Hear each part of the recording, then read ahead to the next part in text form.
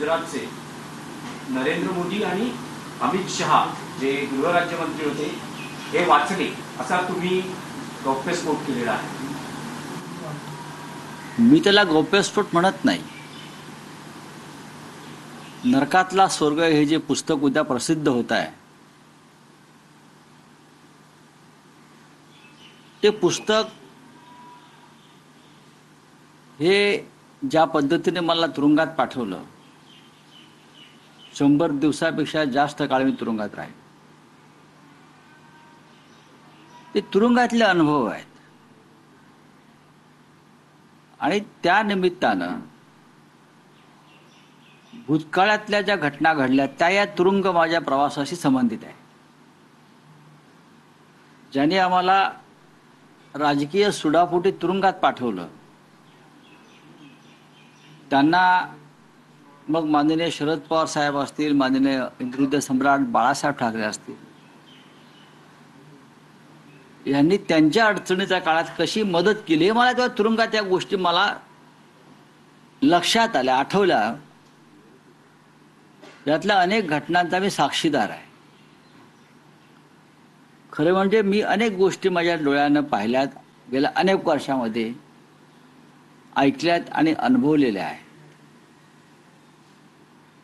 अनेकांनी मला सांगितलं की तुम्ही तेव्हाच या सगळ्या तुमच्या प्रवासावर पुस्तक लिहा, पण मी असं म्हणतो ज्या गोष्टी वरिष्ठ नेत्यांच्या बरोबर राहून आपण केलेल्या आहेत, ज्याला आपण सिक्रेट मिशन म्हणतो, त्या पुस्तक रूपानं लिहिणं, लोकांसमोर आणणं हे नैतिकतेला धरून नाही. काही गोष्टी गोपनीय असायलाच पाहिजे. मी फक्त एक संदर्भ दिला.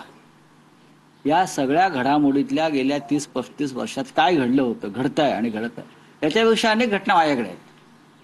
मी एकच संदर्भ दिला की शरद पवार साहेब असतील किंवा माननीय बाळासाहेब असतील, या महाराष्ट्रातल्या 2 प्रमुख नेत्यांनी त्यांचा जो स्वभाव आहे मदत करण्याचा, राजकारण न पाहता, त्यानुसार केलेल्या मदतीला न जागता या दोन्ही प्रमुख नेत्यांचे पक्ष कसे फोडले, माणसं कशी फोडली आणि पक्ष संपवण्यासाठी कसा अट्टहास केला,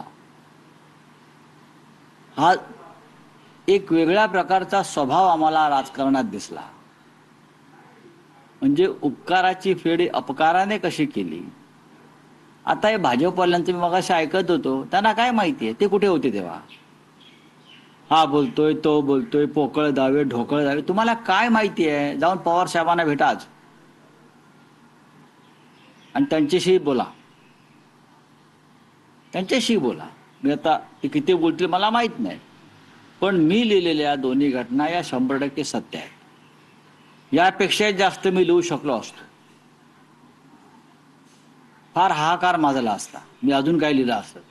पण मी मर्यादा पुरुषोत्तम रामाचा भक्त असल्यामुळे मी मर्यादा पाळल्या आणि संयम पाळला.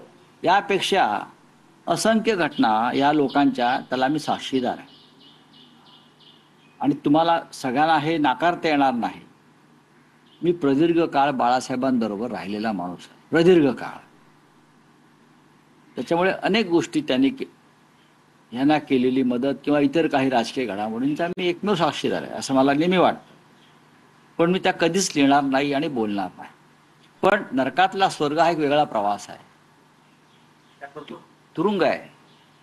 आणि त्या निमित्तानं आपण जेव्हा तुरुंगाच्या भिंतीशी बोलतो, राज ठाकरेंच्या भाषेत एकांतात तुरुंगाच्या भिंतीशी बोलतो, तर अनेक गोष्टी आपल्याला तुरुंगाच्या भिंतीशी बोलताना जुने संदर्भ आठवतात. त्यासाठी तो अनुभव घ्यावा लागतो, घाबरून पळून जावं लागत नाही.